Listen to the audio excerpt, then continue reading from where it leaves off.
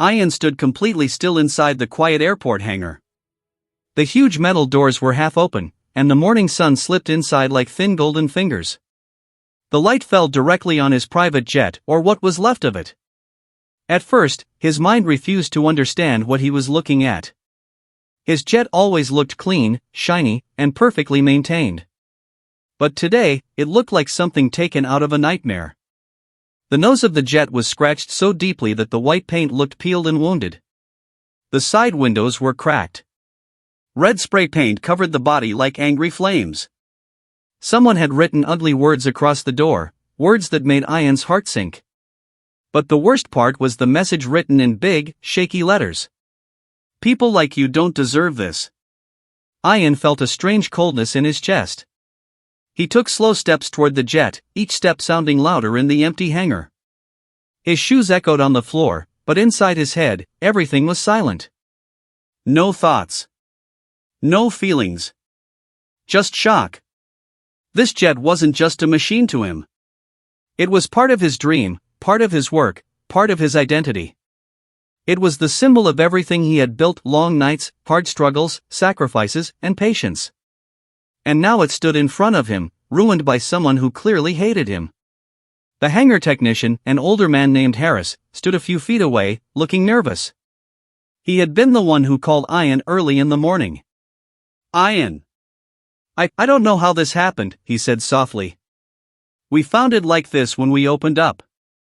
Ian didn't answer. He slowly reached out and touched the scratched metal. His fingers moved over the damage, feeling the rough lines made by some sharp object. He imagined the person standing here last night, angry, jealous, full of hatred, attacking something that never harmed them. Harris continued, "The security team is checking the cameras. Whatever happened, it was no accident. No accident." Ian already knew that. No normal mistake leaves spray paint and messages dripping with spite. Still, he stayed calm. He inhaled deeply, trying to push the rising anger back into the darkness of his mind. Getting angry wouldn't fix anything. But understanding who did this, that mattered. As he circled the jet, he noticed something lying on the floor. A small crumpled piece of paper. He picked it up slowly, as if touching something dangerous. The handwriting was messy, almost desperate. "Stop acting rich. People like you should stay in your place." Ian's hands tightened around the paper. Now he knew this wasn't some random crime. This was personal. But who would hate him like this? Who would go so far? And then, a face appeared in his mind. A familiar, loud, angry face. Karen. His neighbor. Ian closed his eyes for a moment. Memories flashed quickly, her shouting about his car, her complaining about his clothes, her staring at him from her window with suspicious, jealous eyes. A woman who believed the world owed her everything, and that everyone else was beneath her. Was she truly capable of this? Ian didn't want to believe it. But as he stood there in the cold hangar, looking at the hateful message, he felt something deep inside him whisper the truth. Yes. She was capable. Before he could think further, Harris returned from the security office with a young guard. "Sir, we checked the camera at the east gate," the guard said nervously. "We found something." Ian's heartbeat grew heavier.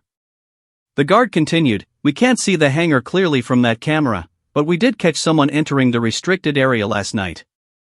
Ian felt a chill run through his spine. "Who?" he asked quietly. The guard hesitated, then answered, "It was a woman. Middle-aged. Short hair. Wearing a big jacket. But the strange part is, she seemed angry. Really angry. She was talking to herself." Ian's breath stopped. Karen. Of course. But before he jumped to conclusions, he forced himself to stay calm. He needed proof. He needed to understand what pushed her to do something so insane. The guard added, "We're checking the other cameras too. Maybe we can get a clear view of her face." Ian nodded slowly. "Thank you. Please keep me updated." When they left, Ian stood alone again beside the damaged jet. The hangar felt colder, darker, heavier. The silence around him wasn't peaceful, it was loud with questions and frustration. He stepped back and looked at the entire jet again. Every part of it told a story of anger and jealousy. But why jealousy? Why him? Why now? Ian closed his eyes and allowed the memories to come, memories he had ignored for too long. He remembered the first day he moved into that neighborhood. Karen had stared at him like he didn't belong there. She questioned his job, his lifestyle, his visitors. Every time he came home late, she made comments. Every time he bought something new, she complained. Even when he decorated his lawn lights, she accused him of showing off. And Ian, being a calm man, always smiled politely and walked away. He never argued. Never fought. Never disrespected her. But maybe silence only made her believe she had power over him.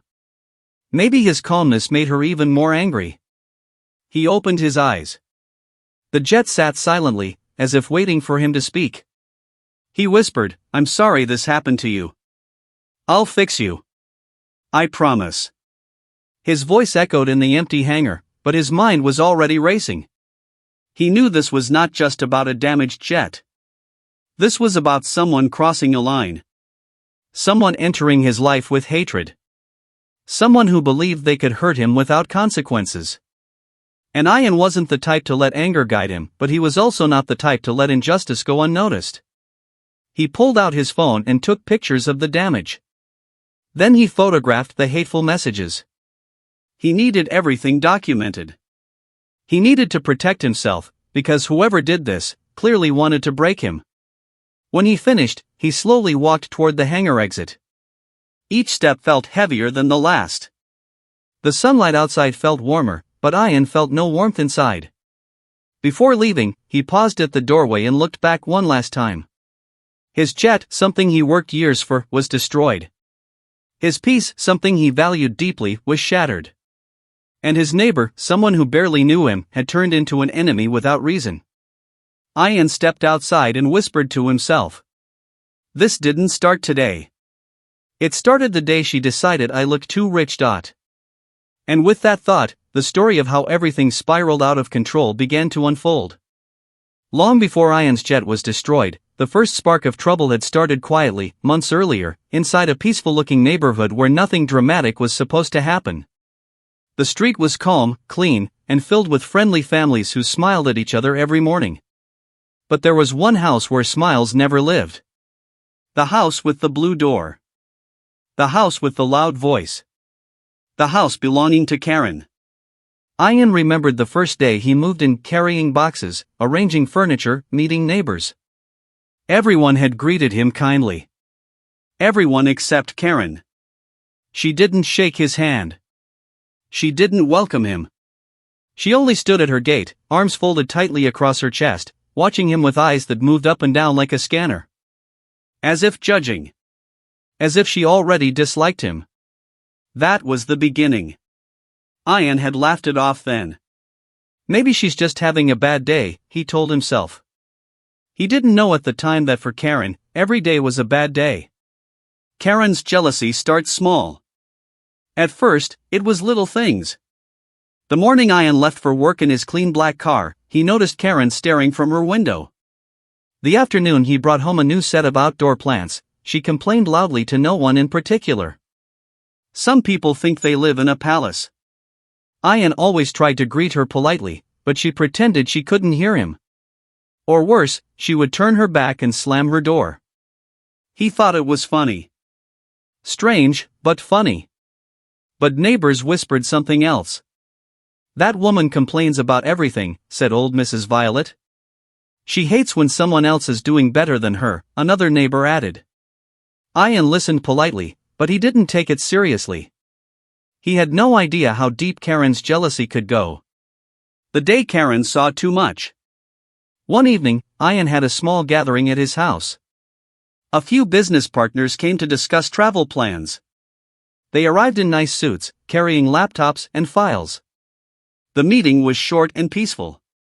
But Karen stood in her driveway the whole time, watching. Her face growing redder, eyes narrowing like she was trying to solve a crime. Later that night, when the guests left, Karen walked straight up to Ian. "You think you're too important, don't you?" she snapped. Ian blinked, confused. "No, I see expensive cars coming to your house. I see you dressing like some big man. Don't pretend you're simple." Ian wanted to laugh because he wasn't trying to be anything special. He was just doing his work. But her voice wasn't funny. It was full of bitterness, like she had been waiting for this moment.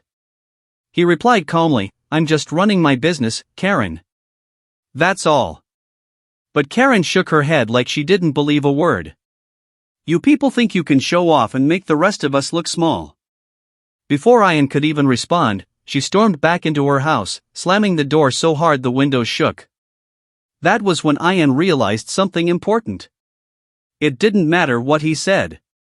Karen had already decided he was her enemy. The watcher behind the curtains. Days passed, but Karen's behavior only grew stranger. Ian noticed her curtain move every time he walked outside. She peeked from behind it with sharp eyes, like a watchdog waiting for trouble. If Ian bought groceries, she watched. If he cleaned his car, she watched. If he talked on the phone, she watched. One morning, he even found her standing on her porch staring directly at him for a full minute without blinking. He tried to wave hello, but she only scoffed and went inside. Ian told himself it was harmless. Annoying, yes. But harmless. He didn't know the truth. Karen was building a story inside her head, an angry, false story where Ian was the villain and she was the victim. Karen's anger reaches the street. The neighborhood had a weekly community walk, where neighbors gathered to walk and talk for exercise. Ian joined a few times, hoping to be friendly. But Karen always walked ahead or behind, never near him. One morning, something unusual happened during that walk. Karen suddenly stopped in the middle of the street, turned around, pointed at Ian, and shouted, "Where do you get your money? Answer me." The whole street froze. Birds stopped singing. People stared in shock. Ian felt the heat of embarrassment on his face. He took a breath and said softly, "Karen, please don't make a scene. I work hard." "That's a lie," she yelled. "Hard work doesn't give someone like you nice cars and fancy clothes. Someone like you." Those 3 words told Ian everything. It wasn't about his money. It was about her bitterness, her anger toward life, her belief that the world was unfair. Other neighbors tried to calm her down, but she pushed them away. "No. I won't stay quiet. He thinks he's above us." Ian finally said, "I run a travel business." "That's all." Karen's eyes narrowed, full of disbelief. "A travel business?" "Sure. I'm not stupid." After that, she walked away mumbling to herself, leaving everyone confused and uncomfortable. From that day forward, Karen's jealousy turned into obsession. Ian tries to stay calm. Most people would have gotten angry or complained to authorities, but Ian chose peace. He didn't want trouble. He didn't want to fight. When Karen blocked his driveway with her trash cans, he moved them politely.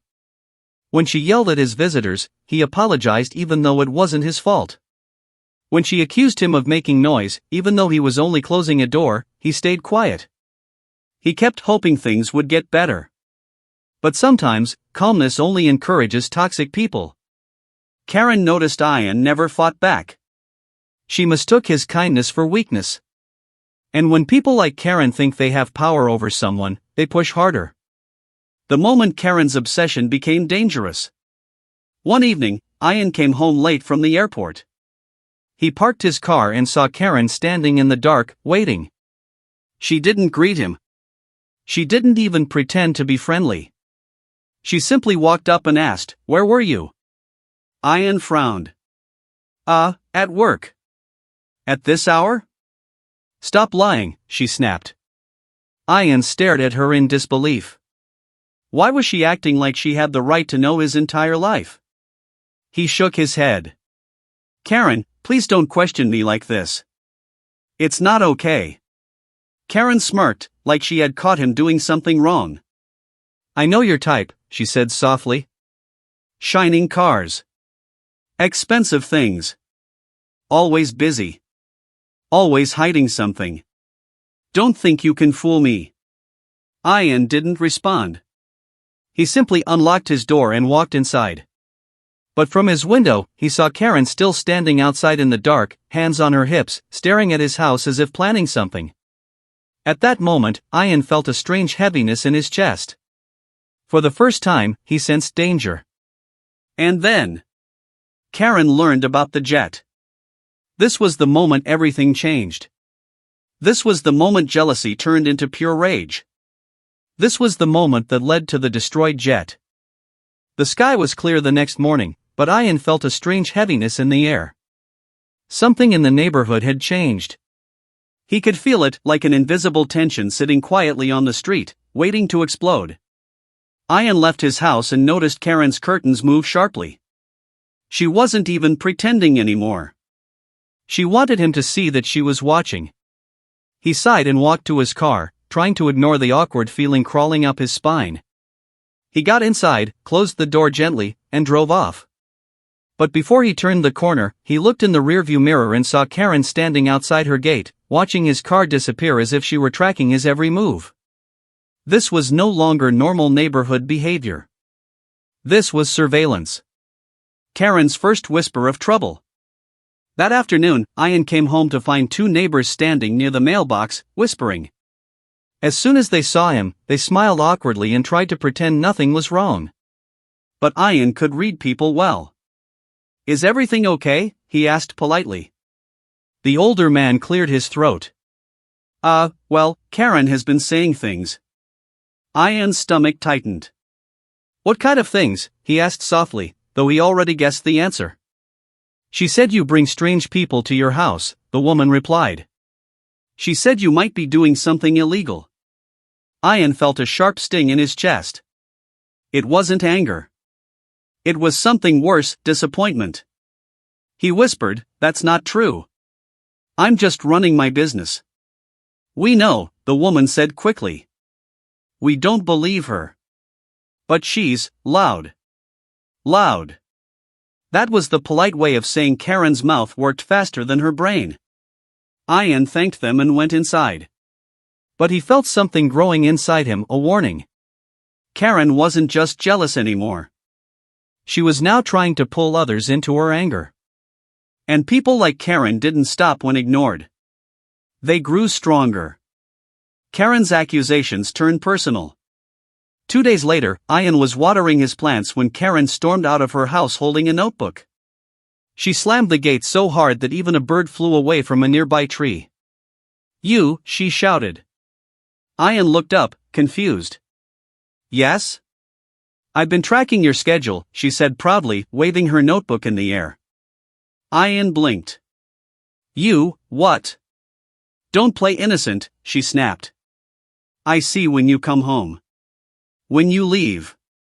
Who visits you? I have everything written down. Ian stared at her, stunned.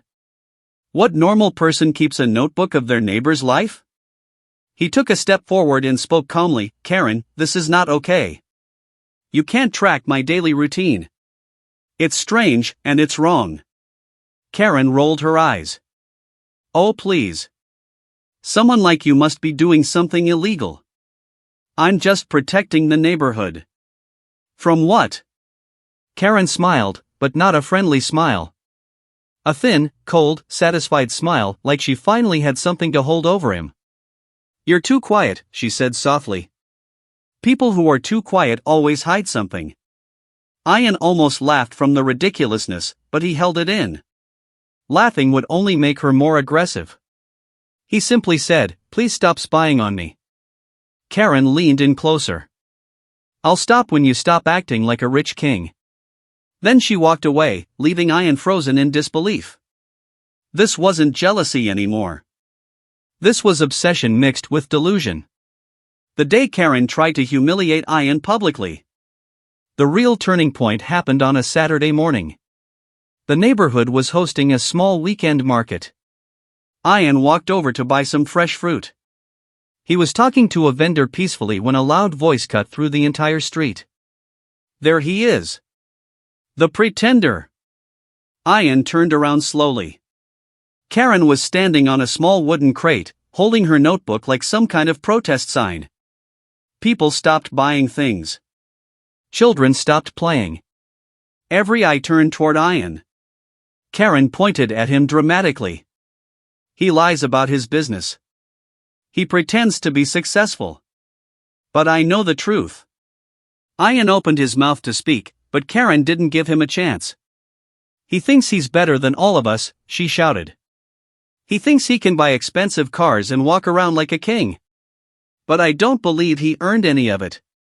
Ian felt his heartbeat rise. His hands felt cold. Public humiliation was something he never expected. Still, he stayed calm and said, Karen, please stop. You're making a scene.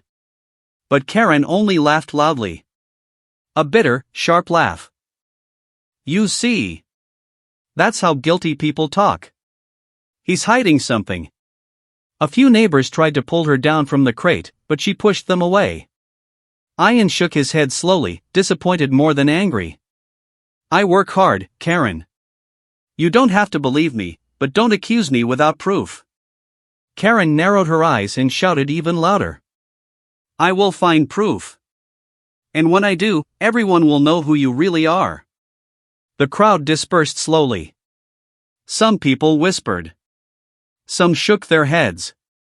Some pitied Ian. But Karen looked satisfied. For the first time, Ian realized. Karen wasn't just jealous. She was determined. Karen's breaking point, the strange night. A few nights later, Ian was locking his front door when he heard soft footsteps on the other side of the fence.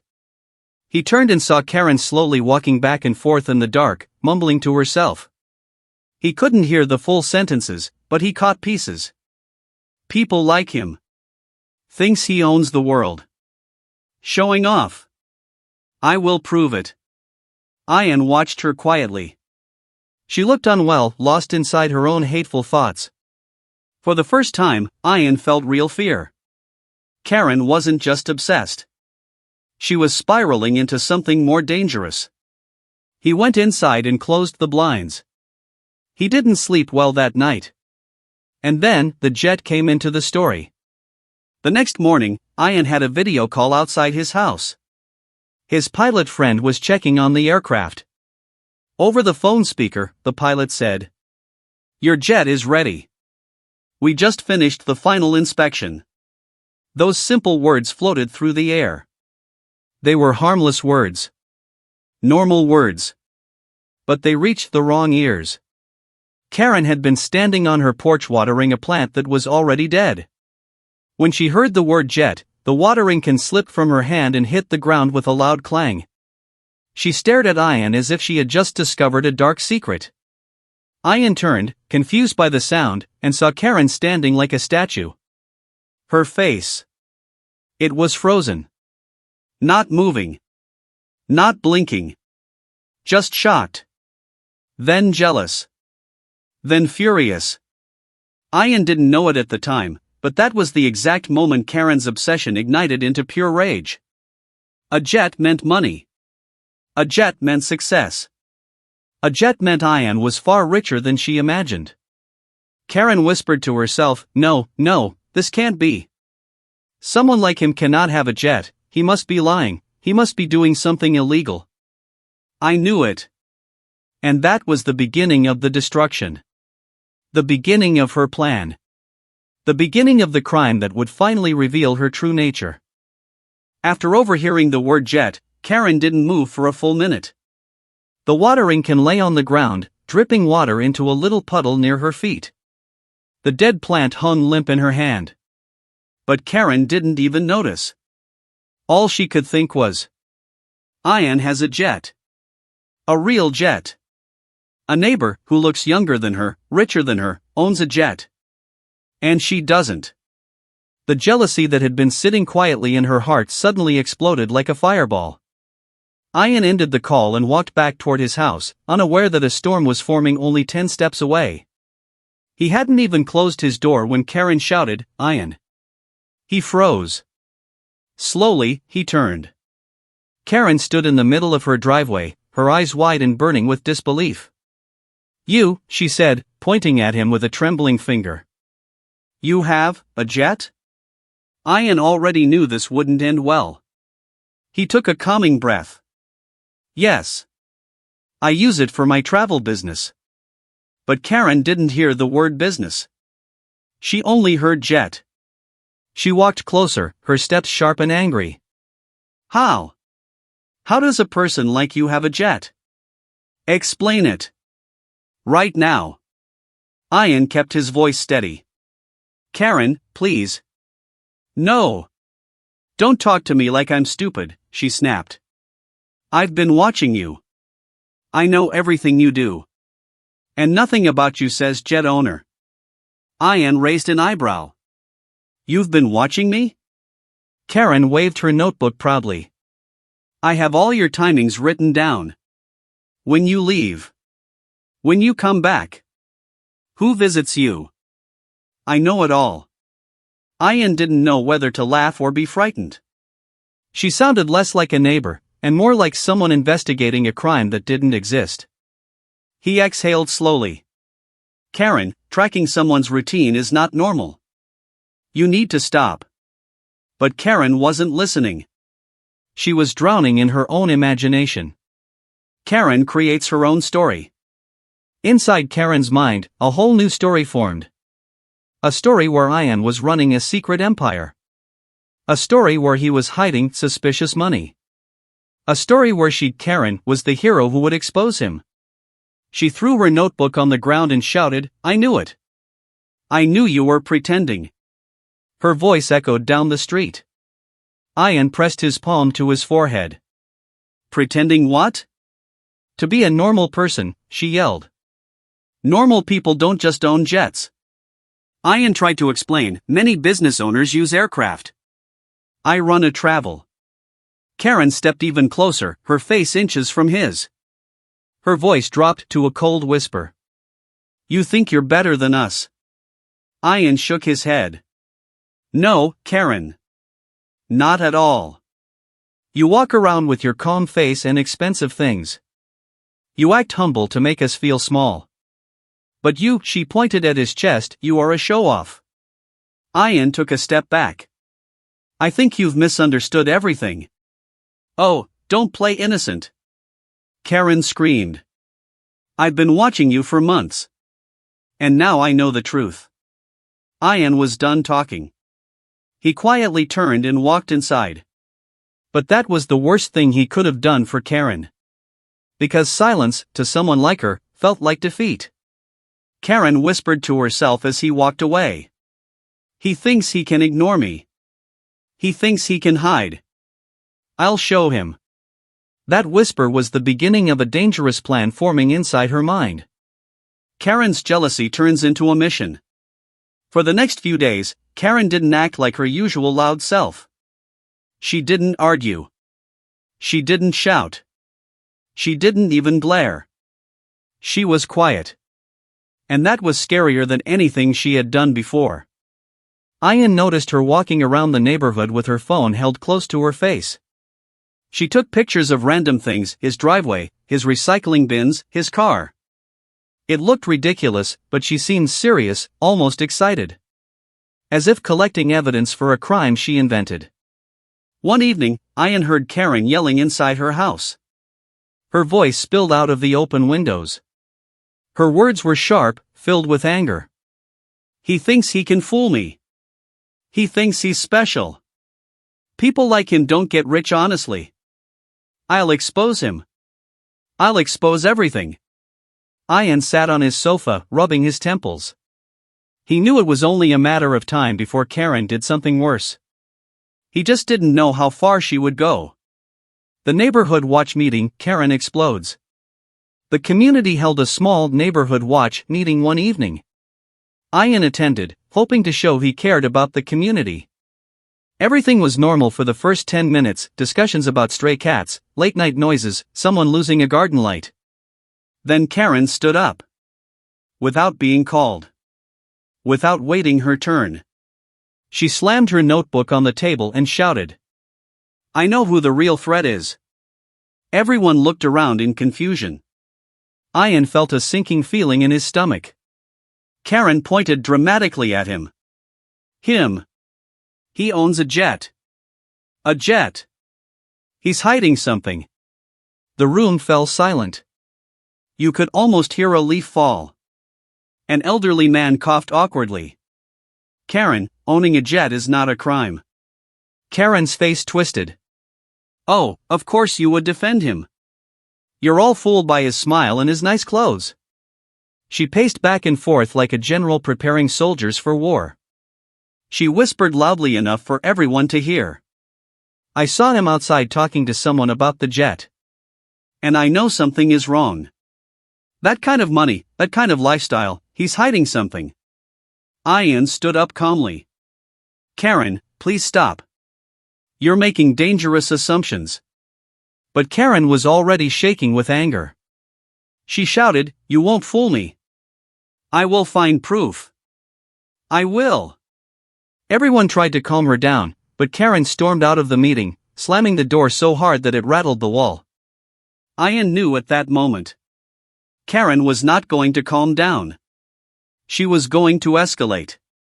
Karen visits the airport. 2 days later, something happened that changed everything. Karen, carrying her notebook and wearing oversized sunglasses as if she were a detective, marched to the small private airport where Ian's jet was kept.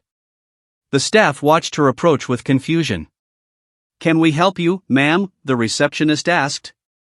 Karen slammed her notebook on the counter. I'm here to report an illegal jet. The staff blinked. Illegal? Yes, she barked. My neighbor is hiding secrets. He's using a jet to do suspicious things. The staff exchanged looks. A pilot walking by snorted quietly.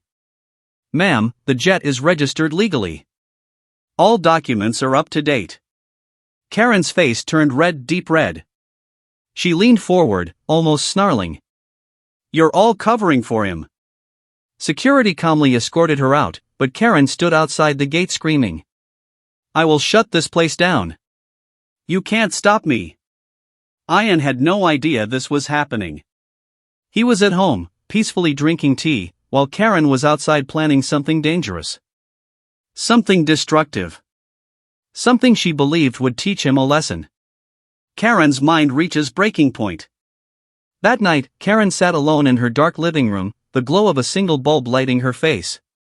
Her notebook lay open on the table, filled with chaotic scribbles, times, dates, accusations, circles, arrows.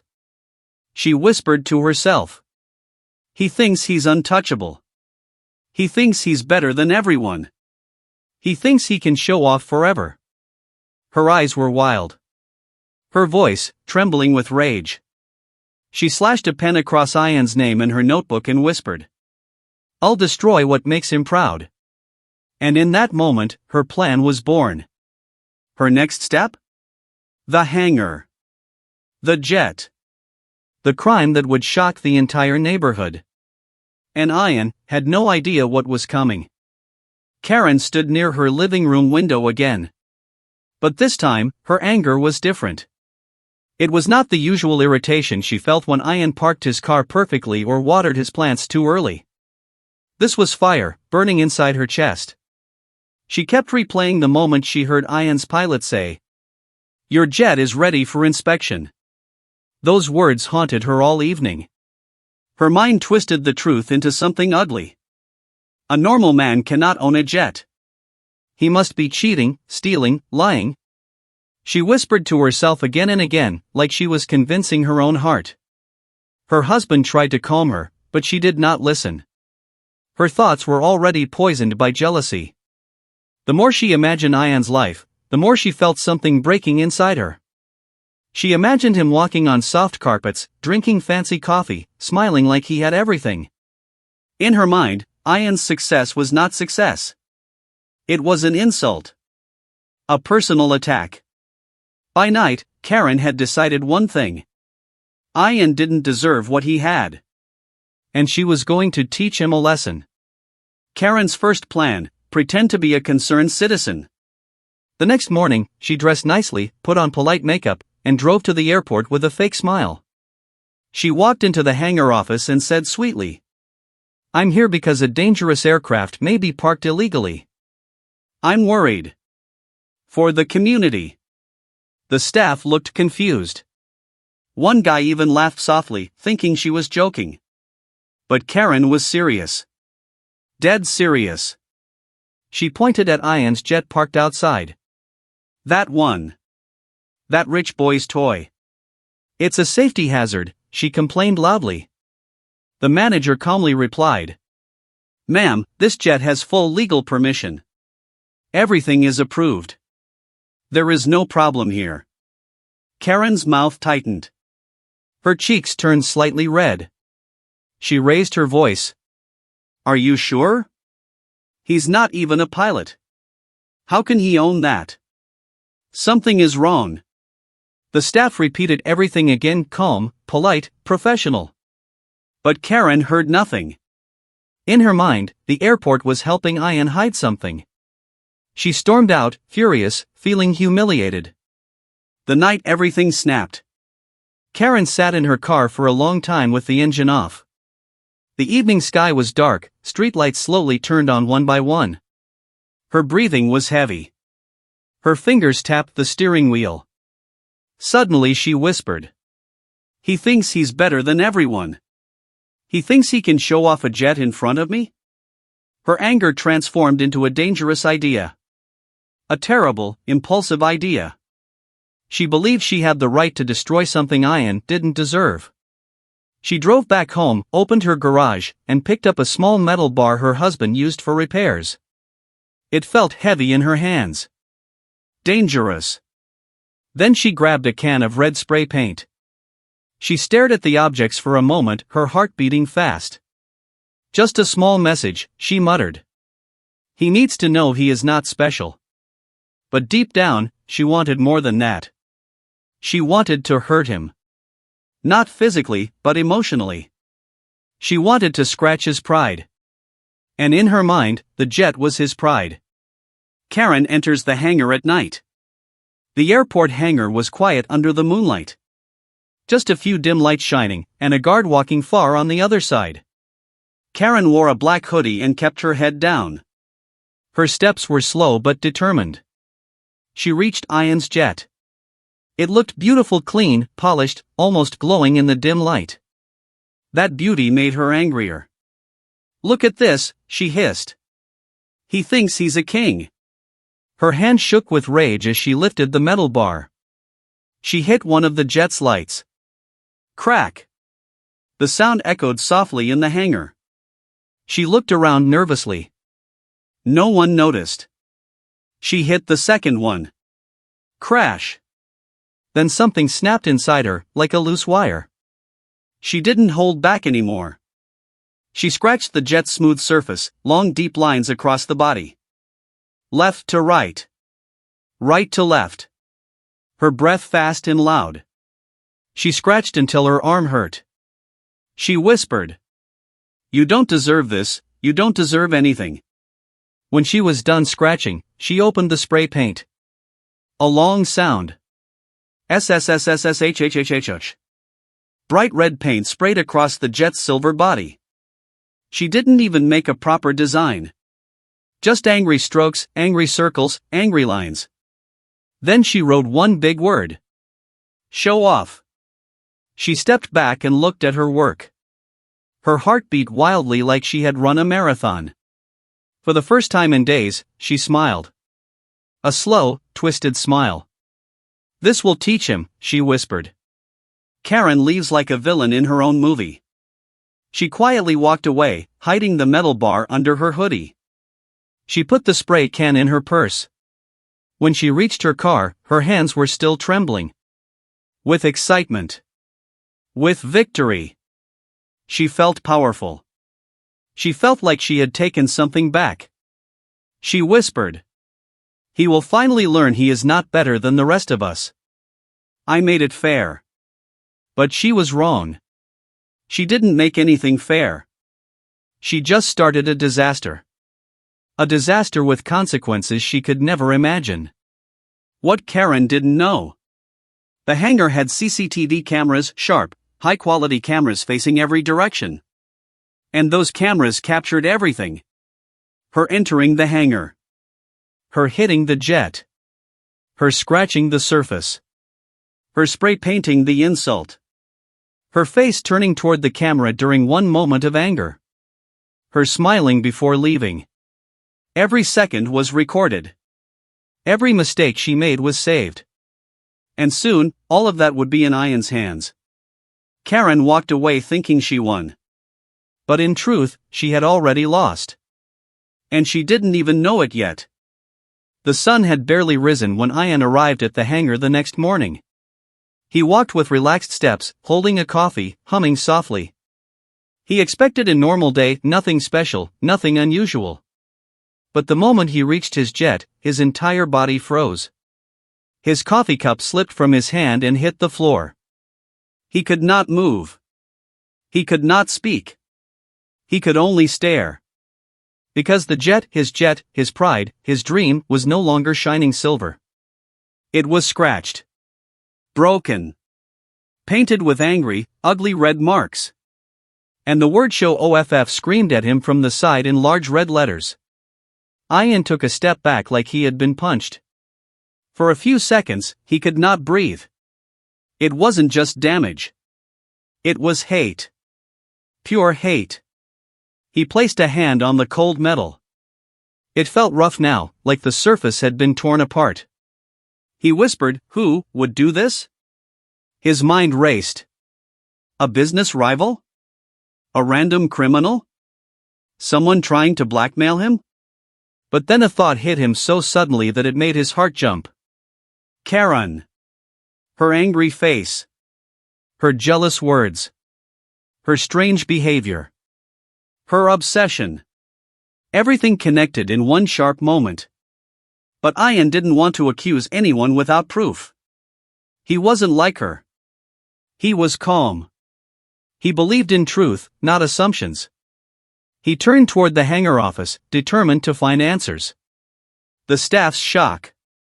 Inside the office, the manager stood up immediately when he saw Ian's face. "Ian, something wrong?" "Someone destroyed my jet," Ian said quietly. The staff looked at each other in shock. One of them ran outside to see. Another followed. Soon everyone gathered near the damaged jet, whispering in disbelief. Who would do this? Why?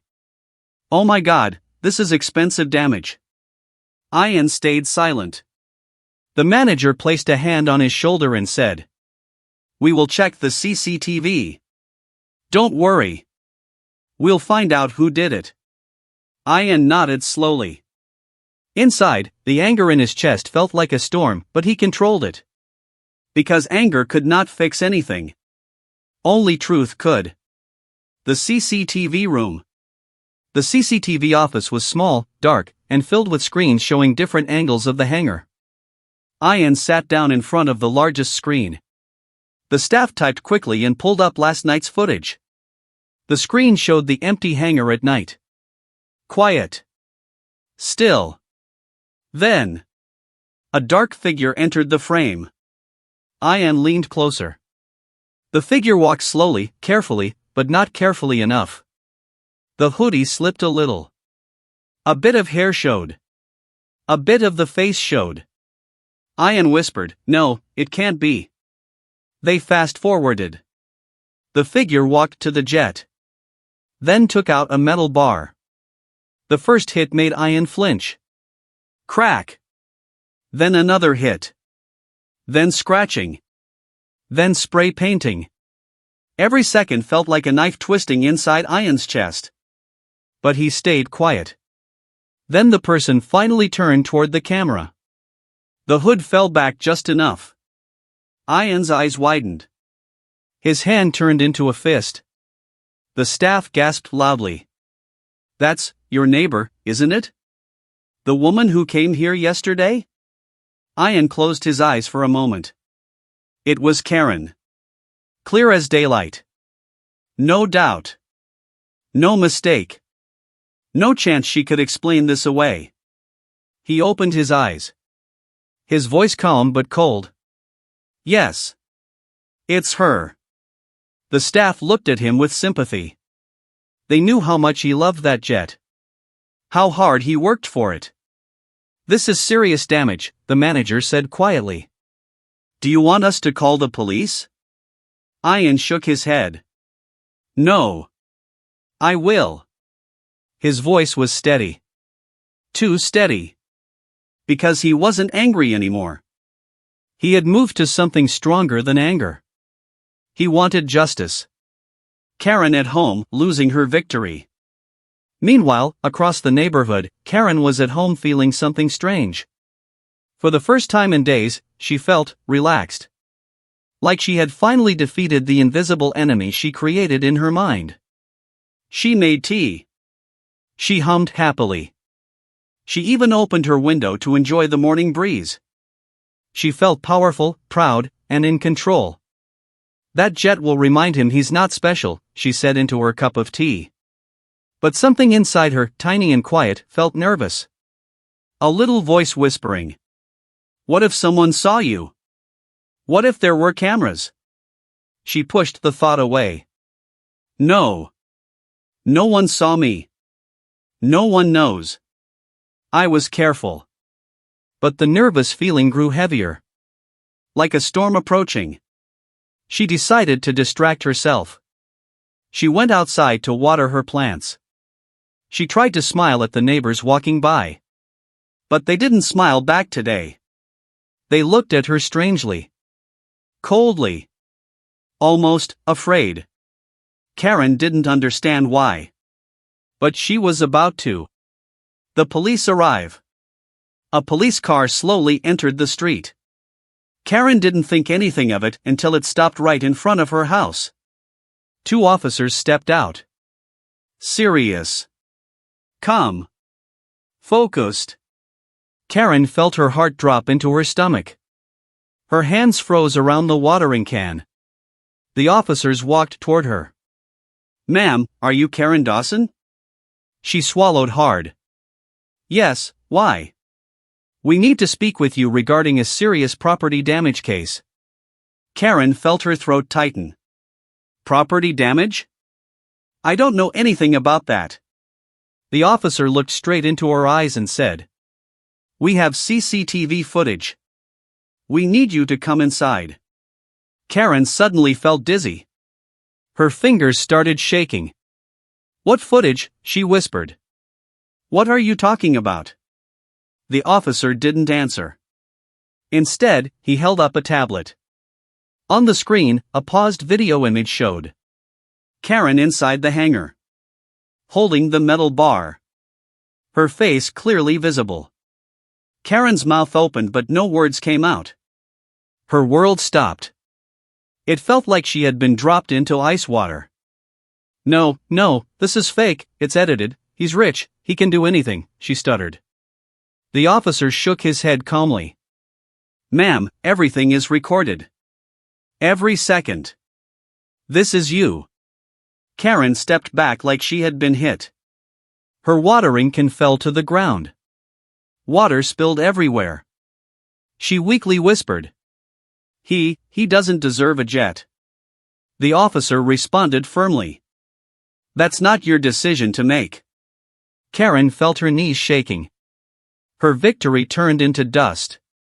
Her confidence turned into fear. She looked around. Neighbors were watching. Whispering. Staring at her like she was a criminal. For the first time, she realized. She didn't destroy Ian's jet. She destroyed her own life.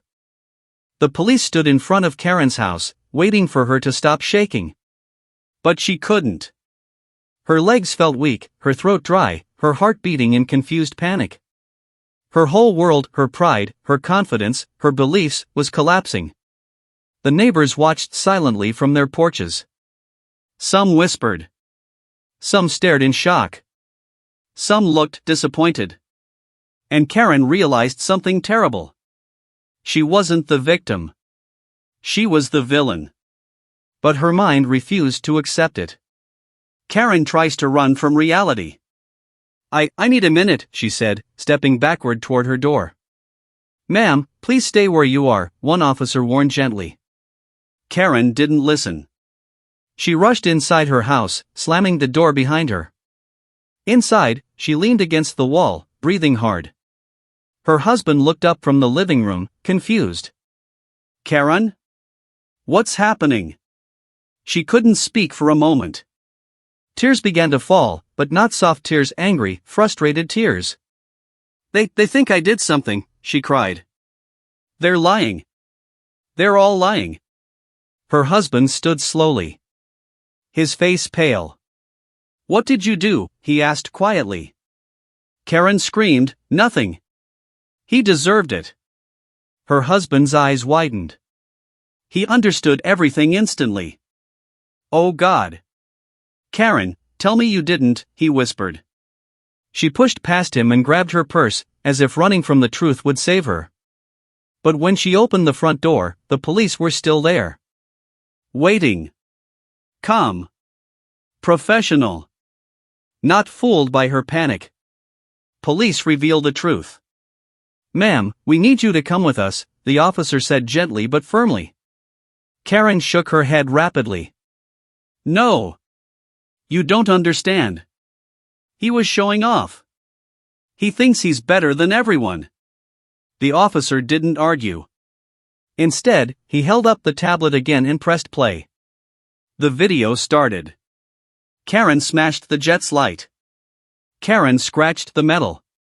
Karen spray-painted the insult. Her face clear. Her anger obvious. Her jealousy undeniable. Karen felt her insides twist painfully. She tried one last desperate lie. This is edited.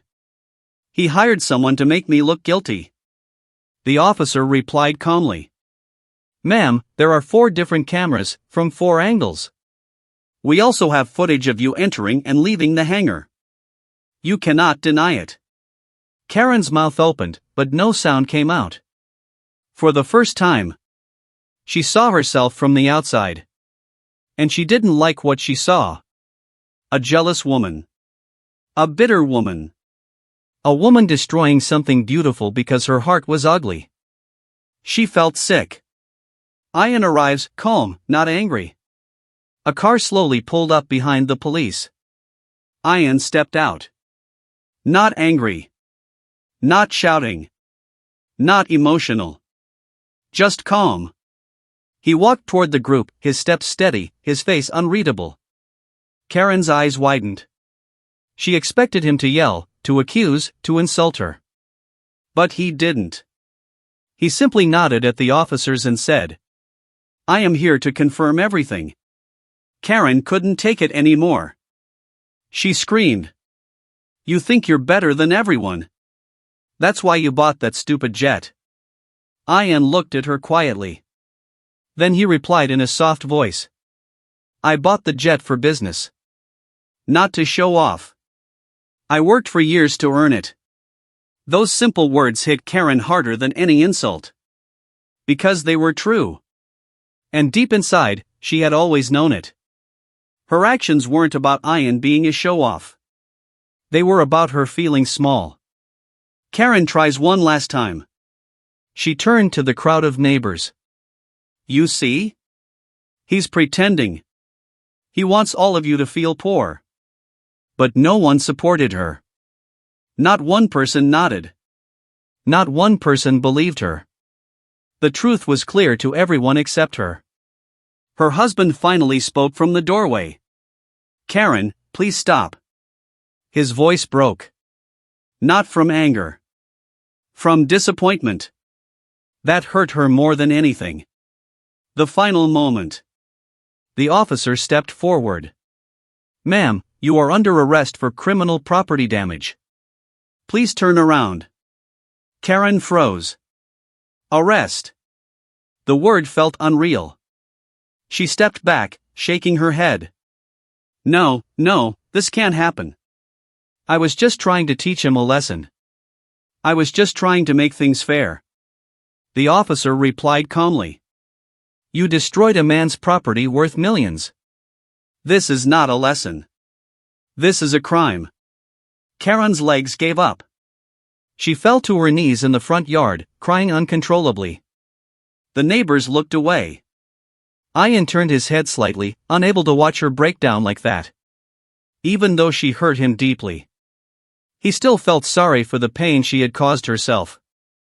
The officers gently lifted Karen back to her feet and handcuffed her. She screamed one last time. He doesn't deserve a jet. He doesn't deserve anything. Ian finally replied, quiet but firm. No, Karen.